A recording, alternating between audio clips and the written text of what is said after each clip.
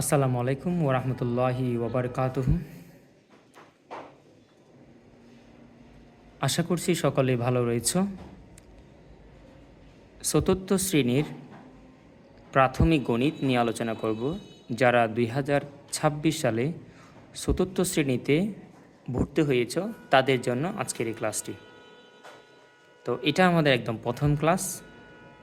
আশা করব তোমরা সাথে থাকবে এবং উৎসাহ দেবে, তাহলে আমরা পরবর্তী ক্লাসগুলো নিয়মিত দেওয়ার চেষ্টা করব। পৃষ্ঠা নম্বর 1-এ আলোচনা করব অধ্যায় নম্বর 1। এখানে যে শিরোনামটি রয়েছে সেটি হলো সংখ্যা ও স্থানীয় মান।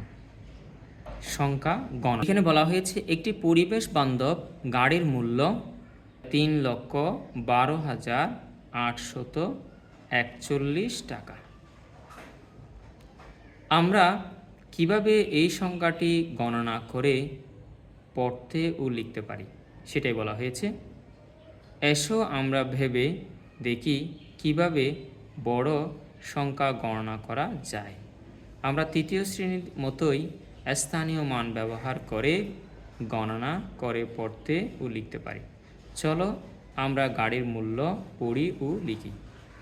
স্থানীয় মান এর নাম এভাবে লিখতে হয়: এককের গড়, দশকের গড়, শতকের গড়, হাজারের গড়, অযুত, লক্ষ। তাহলে এই দুইটি অযুত এবং হাজারে দুইটিকে একসাথে হাজার বলতে হবে। শতকের গড় হলো একটি, 1 নম্বর গড় হলো একক, 2 নম্বর গড় হলো দশক, 3 নম্বর গড় হচ্ছে শতকের, 4 নম্বর এবং 5 নম্বর দুটাই হলো হাজারের গড় এবং 4, 5, 6 নম্বরটা হলো লক্ষের গড়। তাহলে আমরা সংখ্যাগুলো দেখি: 1 এককের গড়ে, 4 দশকের গড়ে, 8 শতকের গড়ে, 2 হাজারের গড়ে, 1 অযুতের গড়ে এবং 3 হলো লক্ষের গড়ে। সেই জন্য বলতে হবে 3,12,000, এটা একসাথে পড়তে হবে, 12,841। আমরা এই সংখ্যাটি পড়ি 3,12,841। এটার স্থানীয় মান আমরা চাইলে এভাবে নির্ণয় করতে পারি: 1 হলো একক, সেজন্য 1 হবে।